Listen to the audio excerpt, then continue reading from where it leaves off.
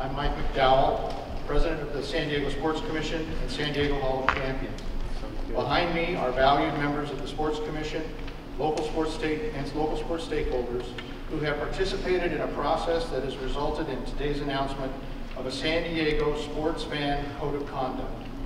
Joining me on the stage this morning are A.G. Spanos, Executive Vice President and Chief Executive Officer of the San Diego Chargers, Mike Dee, President and Chief Executive Officer of the San Diego Padres, Joe Titino, Marketing Director of San Diego Sockers, Barry Barnes, Director of Athletic Communications for Point Loma Nazarene University, Jim Sturk, Director of Intercollegiate Athletics for San Diego State University, Steve Schnall, Associate Athletic Director of San Diego State University, Earl Edwards, Director of Athletics, University of California, San Diego, Steve Beckbar, Associate Athletic Director for Marketing and Corporate Sponsorship, University of San Diego, Jerry Schneeb, Commissioner of the San Diego CIF section, and also involved in this process, but not here this morning, Kai Snyder, Executive Director of Athletics at University of San Diego, and John Quintera, General Manager of the San Diego Sockers. The goal of our work is to ensure a quality spectator experience for fans of youth, high school, collegiate, and professional sports throughout the region. Hopefully, this San Diego Sports Fan Code of Conduct, which is intended to address behavior that detracts from a positive spectator experience, will serve as a reminder that in addition to the loyalty, passion, and knowledge every fan brings to the game, individual responsibility and common sense are necessary as well. A fan code of conduct is designed to set clear expectations and encourage a spectator environment that is enjoyable for all fans. The San Diego Sports Commission, our partners and stakeholders, endeavor to promote responsible behavior and make the fan experience family-friendly, memorable, and positive for all spectators of all ages for all sports. Individuals, teams, venues, and facilities may adopt their own specific code and/or provide additional provisions to this standard code based on local circumstances or preferences. Each team or venue will appropriately communicate its code of conduct to season ticket holders and fans through mailings, online, in-stadium signage, and other messages. Through this code of conduct, we ask that fans show and promote positive behavior while refraining from the following behavior at all sports events: profanity or other offensive language when spoken or appearing on apparel or signage, smoking other than in designated areas, intoxication or excessive alcohol consumption at venues where legally permissible, bringing prohibited items into the venue, the throwing of items or liquids in the seating area or onto the field or court, entering the playing field or court at any time, fighting or other threatening behavior, the resale of tickets at the venue, and the violation of any state or local laws. Through this common code of conduct, we are not attempting to replace any existing codes or policies, but hope that this focused and fan-friendly version will enhance the fan environment and serve to underscore the fact that breaking any of these common sense rules may subject violators to ejection or arrest. The Sports Commission, our local sports partners, and our numerous community stakeholders, along with local law enforcement, are committed to providing all local sports fans and guests with a safe, clean, comfortable, and enjoying game day experience throughout the region. With that, we'll take your questions. Why not? Why are you reiterating this policy now? We felt it was a good time as we head into the football season to talk about fan conduct. And the premise of a common code of conduct has filtered up from this group, really. And there were certain members who said, you know, maybe we just need to look at other models from other jurisdictions and or professional organizations.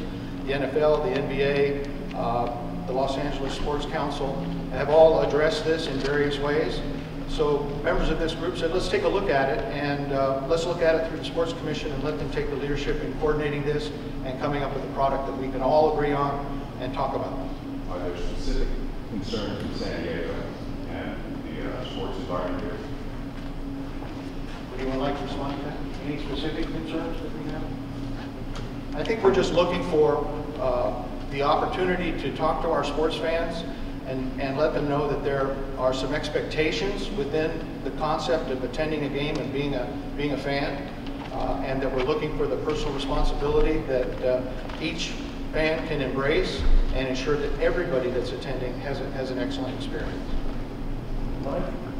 Alcohol, unfortunately, would seem to play a huge part in this. Alcohol, no one wants to take away, the fans' enjoyment, 90%, etc. But is there a point where, if this kind of behavior continues and there's so much spoiling it for others, that maybe we need to rethink alcohol at sporting events? Well, I think some of the, or I'm aware that some of the organizations have already taken proactive measures, and I think we have to applaud them for that in terms of limiting sales late in the game, late in the day. And we're also talking about controlling alcohol in areas where it is permissible and self-regulating in those situations. I think that as a group, if they ever wanted to address that situation and be more firm and straightforward, we would be prepared to work with them on that. In terms of, is enough being done to regulate the alcohol across the board?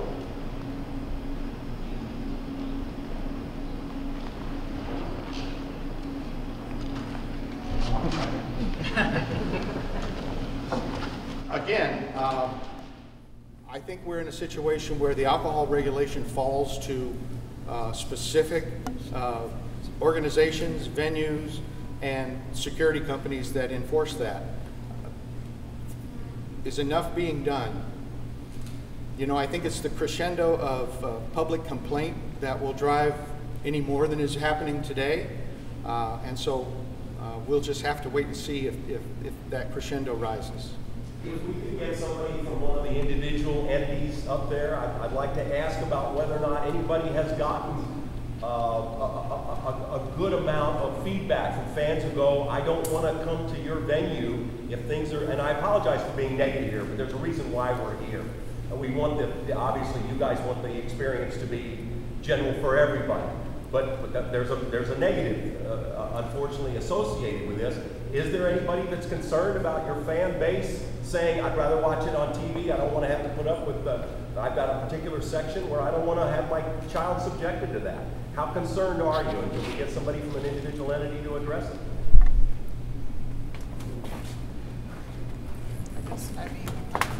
I think the important takeaway today is that the San Diego Sports Commission has taken a very proactive step in creating this fan code of conduct that's being adopted today by all these entities up on stage, and that we're united in raising awareness of fan behavior and challenging fans to be responsible for their own behavior. I think that's the important takeaway today. Were there any specific instances recently that would have prompted this to make people say, hey, we gotta take some action? Again, as I just said, this is a proactive step. I mean, you've heard about incidences in other cities. There was, in Oakland, there's been issues at a Raiders 49ers preseason game a couple years ago. There have been issues. We don't want those type of incidences to happen here in San Diego. I think that's why we're being proactive today. Mr. Spence, may I ask you, the NFL just instituted new policies for what you can bring into the stadium and what you can't. Now, this piggybacks off of what we're talking about today. How do you see that playing out? What kind of reaction have you got from that other policy? I think that's a separate issue, but so far it was we've had one game at Qualcomm Stadium with the new bag policy in place. I would say that we're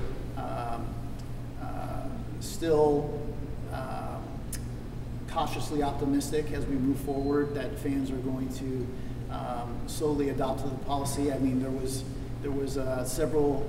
many, I would say, there was a number of fans who didn't know about the policy. We're hoping that as the season goes on, they become aware.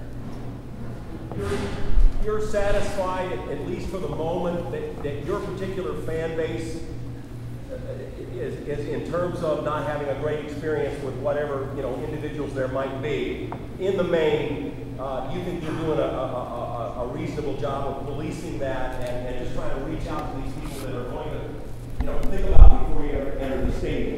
You can't do it after you've already been inebriated. But the point is, you're relatively satisfied in terms of what you're getting back from your fans in terms of their game day experience. I think Qualcomm Stadium is a great place to come watch a Charger game, and I think we have a great season coming up, and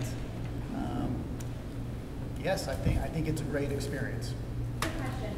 I think profanity and both profanity and intoxication are endemic at most sports games. Do you think this code is realistic for fans? Realistic to understand. Do you think it's realistic to expect fans not to be intoxicated at sports games? Well, I think the premise here is to expect some sort of personal responsibility. And if they're going to feel that they have to be intoxicated, that they're prepared to be personally responsible for that.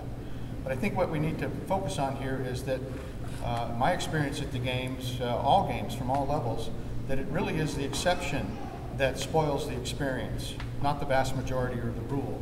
And so I think what we're attempting to do here is to remind everyone about their responsibility to be a good fan, a good spectator. And we're not trying to take the passion out of being a fan. Understand, fan is a derivative of fanatic, and so there's a certain expectation that these people are there for a reason, and that's because they love their team, they're passionate about the sport, and they want to express their joy and happiness when things are going well. But I also think we need to focus on the exception and not the rule, and hopefully give those who are abiding by the rules also a structure from which they can say, I'm seeing or experiencing behavior that just isn't acceptable. I've seen that written down somewhere. I'm going to be comfortable going and getting security and asking security if there's something we can do about this. But it's not the vast majority of the fans, so I think that the answer would be with the number of sporting events we have in this region, the number of people that participate in them, it is by far the vast majority having a positive fan experience in those situations. Last question. Would this policy extend to the parking lot in addition to the various venues? If it's posted in the parking lot, I think so. I know for a fact that the Charger Code of Conduct does go to the parking lot, impacts the parking lot. So I think that, again, that's going to be up to those who look to this particular code and how they implement it relative to any other codes that they're following or policies that they're following. Well, what I was going to add was that in terms of self-enforcement responsibility, you also want the good behavior, so to speak, fan to know that he's got an outlet, that he doesn't have to sit there and be subjected to. We've got security in place, policies in place, speak up. Absolutely. Absolutely. They're not defenseless when something's happening. They have an opportunity and understand, hopefully through this code and the communication of this, that they do have a means by which to take action and to respond to things that are occurring around them that might be destroying their particular fan experience. Jim, you have a fan base, particularly the basketball games, that's kind of notorious for pushing the envelope a little bit, often in a very entertaining way. How do you think this will apply to the show at all? Well, we do monitor what the show does, and sometimes they do go over the edge, and recently we had that on a Twitter incident, and the ticket was, we pulled the ticket. So that can happen. I think what we're all in favor of setting, as Mike has explained, setting a line in the sand. We're not going to let you ruin it for someone else, and we do have to monitor. There is such a thing as free speech, and we have to work through all that. But if the experience is offensive, we're going to take action. I guess barring that Twitter Yeah. Like, would you anticipate any changes with? No, but we work with the show and the student leaders there. Now they can't control every student in that 3,500 seats that they're there, but they do a very good job of, if someone's trying to start a chant that's maybe offensive, they start something else, they take over and do that way. So they do a good job of self-monitoring. Okay, let's take one more. I got another question. Granted, other fans can report a problem fan, but will security be informed to maybe toe a tighter line in regards to looking out for somebody that's being inappropriate?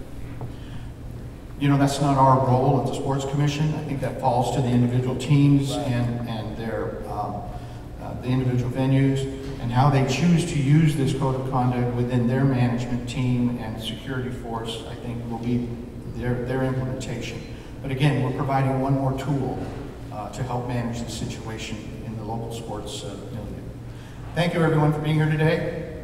And if you have any questions individually, I'm sure our sports representatives will chat with you for a few minutes. Thank you.